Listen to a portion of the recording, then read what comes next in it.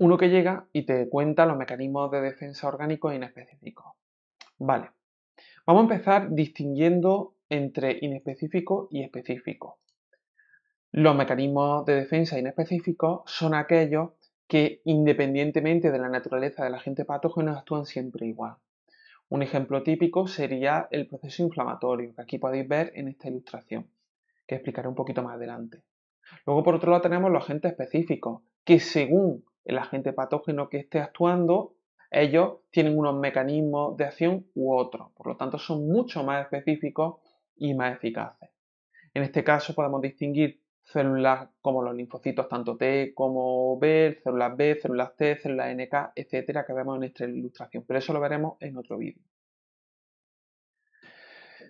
Dentro de estos mecanismos inespecíficos vamos a hacer una clasificación. En primer lugar tenemos las barreras naturales físicas y químicas, que como su nombre dice o indica, sería una barrera que impide la entrada de patógenos. En segundo lugar tenemos el proceso inflamatorio, que veremos paso a paso, ya que suele caer mucho en selectividad. También tenemos el sistema del complemento y el interferón. Empezamos con la barrera física y química, es decir, sería esa respuesta inespecífica primaria o natural, la que actúa en primer lugar. Esa barrera física y química consiste en un revestimiento del epitelio, las células del epitelio están queratinizadas y entonces evitan la entrada de agentes patógenos. Pero además existe una serie de secreciones en la piel que disminuyen su pH a 5,5, lo cual impide en cierta manera el crecimiento o la proliferación bacteriana, porque las bacterias suelen preferir un medio un poquito más básico.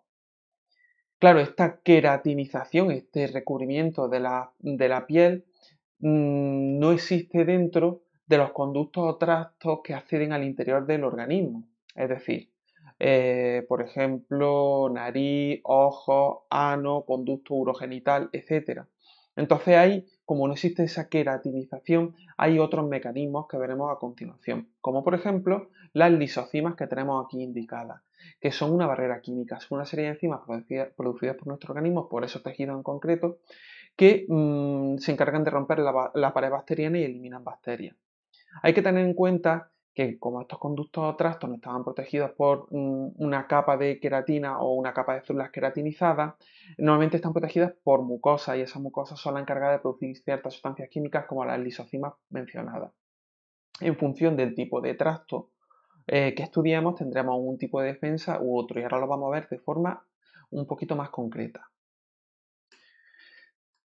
Ahí tenemos el repaso de lo que hemos visto antes, barreras físicas o químicas, normalmente revestimiento externo, las células epiteliales están queratinizadas impidiendo el acceso de agentes patógenos y hay secreciones en la piel como que le da un pH de 5,5 aproximadamente, impidiendo el crecimiento bacteriano. En los conductos o tractos, ¿qué pasaba? Que como no estaba esa capa queratinizada, nos encontrábamos las mucosas protegiendo esos conductos. Por ejemplo, también hablábamos de la secreción de ciertas sustancias como las lisocimas, que son enzimas encargadas de eliminar, de romper la pared bacteriana y eliminar bacterias. Estas lisocimas, así como las mucosas, constituyen una barrera química. Hemos comentado también, y sigo con el repaso, que según el tracto habrá un revestimiento interno u otro, o habrá un tipo de mucosa u otra. Vamos ahora a verlo en detalle. En las vías respiratorias, ¿qué nos encontramos? Nos encontramos que hay una abundante secreción de mucosa que ayuda a, digamos, a atrapar los, los agentes patógenos como las bacterias. Además, para eso existe también unos cilios en el epitelio del tubo respiratorio que lo que hace es arrastrar y mover esa mucosidad acumulada que ha atrapado a las bacterias hacia el tubo digestivo donde ya el pH ácido del ácido clorhídrico del estómago se encargará de eliminar a las bacterias y de, digamos, quitar todo ese alimento patógeno. Pero es muy importante eso, la secreción de mucosa junto con el movimiento de los cilios que permite arrastrar todos esos mocos con agentes patógenos hacia el digestivo. Vale, ¿qué pasa? Que en el digestivo, como hemos visto antes, lo tenemos aquí indicado, ¿qué nos encontramos? Nos vamos a encontrar en el estómago un pH muy ácido debido al ácido clorhídrico, que lo que hace es matar a todas las bacterias, agentes patógenos que estaban en esa mucosidad o que caen al estómago, que pueden entrar, por ejemplo, mediante alimentos. Sin embargo, cuando hemos salido del estómago nos encontramos en el intestino a la flora intestinal, Que, claro, diréis, ¿y esto es un mecanismo inespecífico de defensa? Sí, porque la flora intestinal al final ocupa de forma simbiótica nuestro intestino y evita el crecimiento de otras posibles bacterias que lleguen a la zona. Porque digamos que las bacterias de flora intestinal se defienden secretando una serie de sustancias que inhiben el crecimiento de otras bacterias. Por lo tanto, digamos que hay una competición, esa flora intestinal evita que crezcan otras bacterias compitiendo con las otras. Bien, nos queda por último, pero no menos importante, el tracto genitourinario, es decir, ese tubo de acceso tanto de acceso y de salida, tanto para la salida de la orina como para el tema de la reproducción y el aparato reproductor. Vamos a hablar primero de la orina en general. ¿Qué pasa? Que la orina tiene un pH ácido y además, como sale el chorrazo ese de orina, lo que hace es que arrastra todas las posibles bacterias. Entonces, el pH ácido de la orina junto con el chorro que sale hace que arrastre las bacterias fuera del tracto urinario y por lo tanto evita infecciones o debería evitar infecciones. Sin embargo, vamos a hablar también en concreto ahora de la vagina. ¿Por qué? Porque en la vagina también hay una serie de bacterias simbiontes que ayudan a evitar la proliferación bacteriana o de otros organismos en ese tracto genital. Claro, las bacterias que hay, como por ejemplo el Lactobacillus, viven muy bien en el pH ácido que tiene la vagina y evitan el crecimiento de otras posibles bacterias o microorganismos que puedan generar infecciones. Una vez hemos hablado de estas barreras primarias, nos pasamos ahora a una respuesta inespecífica que va en segundo lugar, es decir, que va después de que se hayan atravesado las barreras. Claro, una vez hemos atravesado las barreras que hemos comentado antes, ya sean físicas o químicas, nos encontramos que hay que defenderse de alguna manera. Lo primero que encontramos son los fagocitos. Los fagocitos son unos leucocitos o glóbulos blancos encargados de fagocitar, de comerse a otros microorganismos, de comerse a microorganismos. Lo que encontramos en primer lugar serían los neutrófilos. Esos neutrófilos, digamos que son los primeros en fagocitar a cualquier tipo de bacteria que esté entrando una vez atravesada la barrera. Pero conforme va avanzando el tiempo después de ese acceso bacteriano, de ese acceso de la bacteria al interior, disminuye el número de neutrófilos porque van llegando a la zona más macrófagos. Los macrófagos, cuando viajan por los vasos sanguíneos, lo hacen en forma de monocitos y una vez salen del capilar sanguíneo se transforman en macrófagos, ya con todos los pseudópodos y mucho más bestias que se encargan de fagocitar, es decir, pasa desapercibido o viaja tranquilamente por los capilares y luego cuando sale se transforma en una mala bestia que se encarga de comerse a la bacteria. Luego lo veremos en un vídeo. Y ahí tenemos el ejemplo típico de lo que sería un macrófago, mi querido Kirby, comiéndose una bacteria extracelular. Vale, seguimos. Vamos ahora con el proceso inflamatorio o respuesta inflamatoria, que es un poquito complejo, pero tiene toda la lógica del mundo. Lo primero que va a hacer, lo vemos aquí, es que va a intentar este proceso aislar la zona donde ha habido el acceso de bacterias, inactivar esas bacterias, eliminarlas y además restaurar los daños que se hayan producido en la zona. ¿Qué va a pasar? Que normalmente esta respuesta inflamatoria se genera por una rotura que haya en la zona, una rotura de capilares, una rotura de la piel que permite el acceso de bacterias y el acceso de agentes patógenos. Entonces suele ser por una agresión bacteriana, puede ser también por un traumatismo. Entonces todo ese daño que se produce en la zona, la respuesta inflamatoria trata de solventarlo. Se trata de un proceso de defensa inespecífico que actúa en segundo lugar una vez se han atravesado las barreras primarias o las barreras inespecíficas que hemos visto antes. ¿Qué pasa? Que en esos tejidos van a ocurrir varias cosas. En primer lugar, los tejidos en los que se ha producido el acceso de bacterias, que las vemos por aquí en la ilustración, veis las bacterias, ahí las células van a empezar a producir histamina y serotonina, una serie de sustancias químicas, entre otras, ¿vale? Que lo que van a producir es una quimiotasia, un quimiotaxismo. Y van a traer macrófagos a la zona. Es como una llamada de emergencia diciendo, oye, aquí está pasando algo, que vengan más macrófagos a la zona para poder comerse a las bacterias y defendernos. Cuando eso pasa, ¿qué ocurre?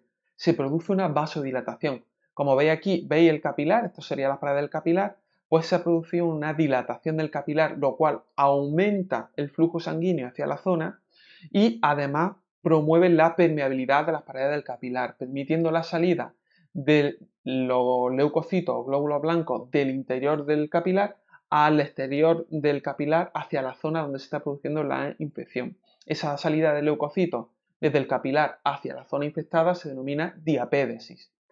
Claro, teniendo esto en cuenta, como hemos dicho antes, por ejemplo, el monocito va viajando por el capilar y en el momento en que hay esas señales químicas como histamina, serotonina, por ese quimiotastismo, lo que hace es que sale el monocito a través de la pared del capilar, aquí lo vemos cómo se está intentando colar por el hueco y una vez fuera se transforma en ese leucocito capaz de fagocitar, en ese macrófago que se come a la bacteria.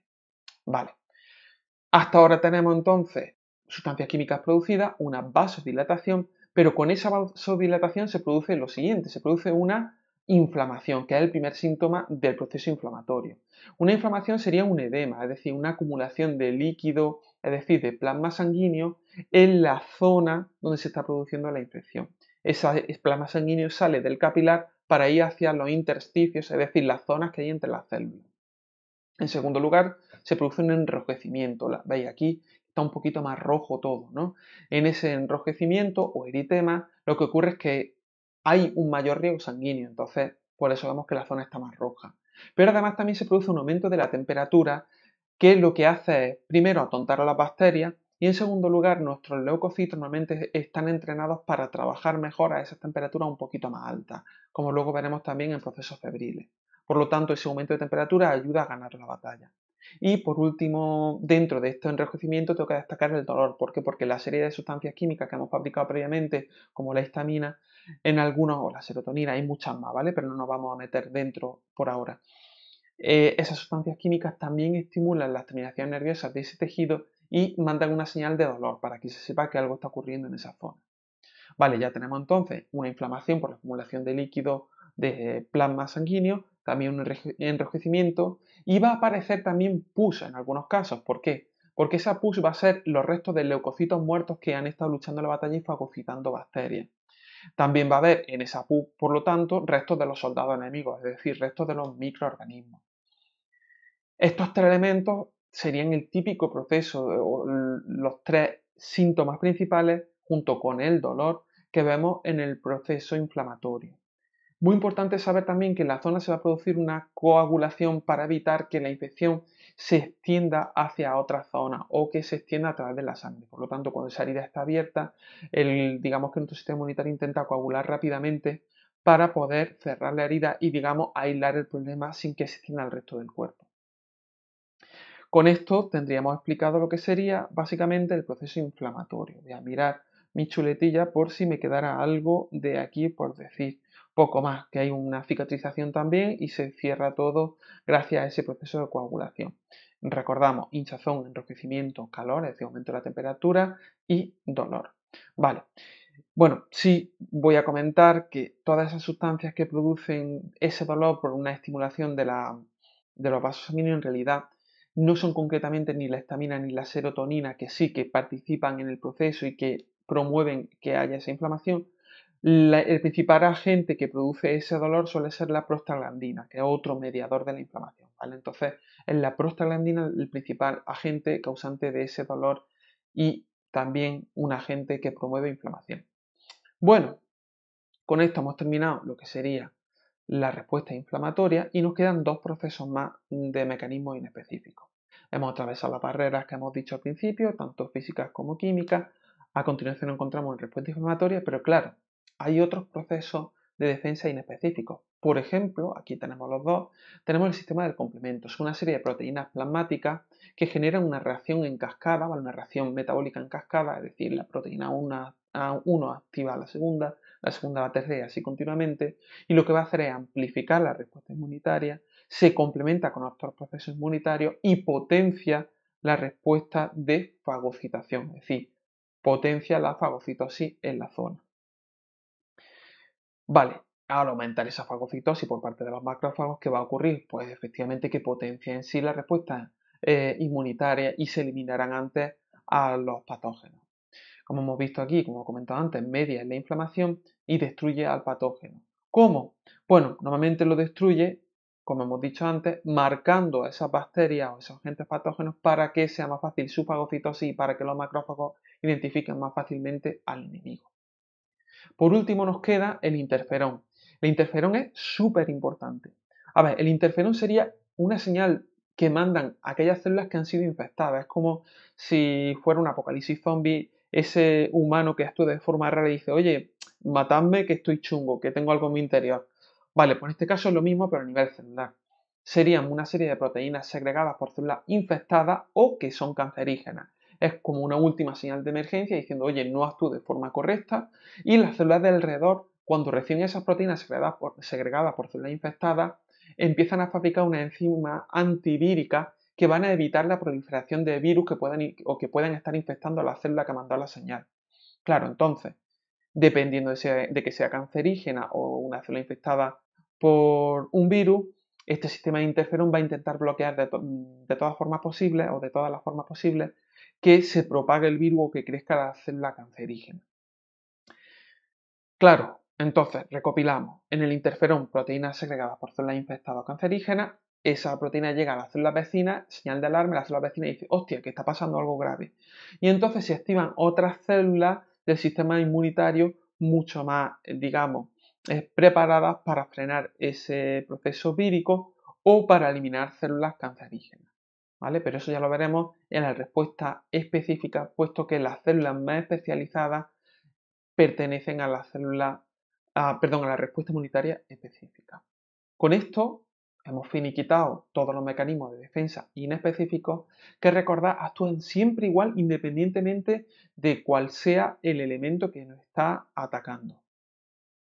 Da igual que sea un virus, da igual que sea una bacteria, un protozoo, etc. Bien, finiquitamos. Ahora vamos a ver lo siguiente. Creo que tenía preparado por aquí. Minimizamos, me parece que sí. No, no lo tengo preparado. Bueno, un segundito. Os voy a poner eso y mientras voy activando lo que os quería poner, ¿vale? Vamos a poner una serie de vídeos muy importantes que ilustran súper bien el tema de la respuesta inespecífica, ¿vale? Ya con lo que llevamos hasta ahora tenéis la explicación hecha. Esto ya sería más bien por curiosidad, para ver, pues, oye, unos vídeos bastante guapos que representan esto. Vamos a empezar, por ejemplo, con... empezamos, por ejemplo, con esto. Vale. Vamos a ello. Un segundillo. Vamos a poner... Vale. Ahora, debería escucharse todo. Yo creo que sí.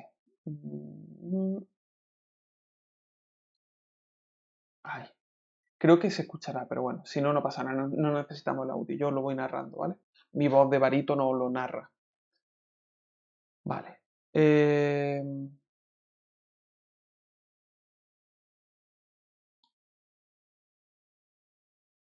Ahí creo que molesta menos, ¿verdad?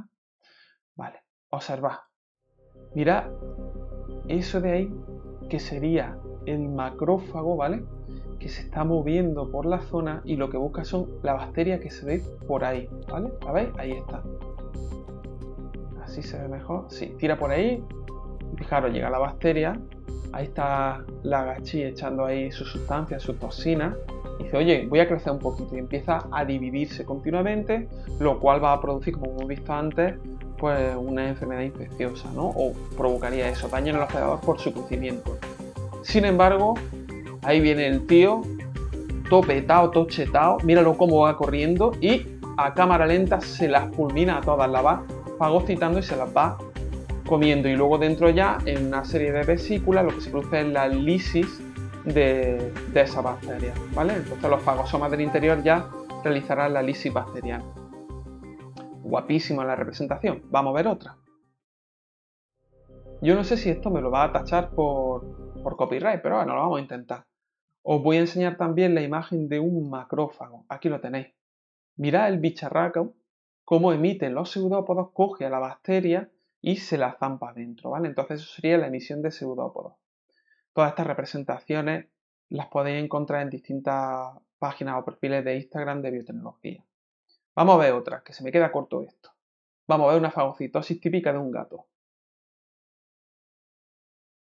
Ahí la tenéis, ¿veis? A tomar por saco el gato, ¿lo veis? Muy bien. Fagocitosis típica de gato. Para adentro.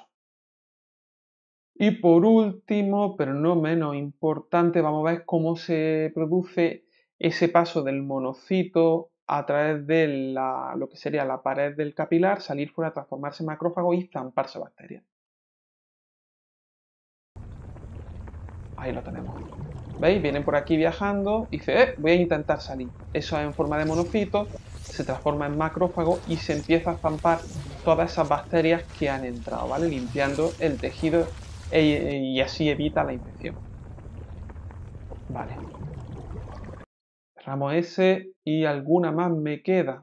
Esta, por ejemplo, que sería... No, esto es la lisis por anticuerpos, todavía no lo vamos a ver. Y me queda alguno más. Helicobacter pylori, por ejemplo. Sí, no. E. coli contra un macrófago. ¿Veis ahí cómo va viajando?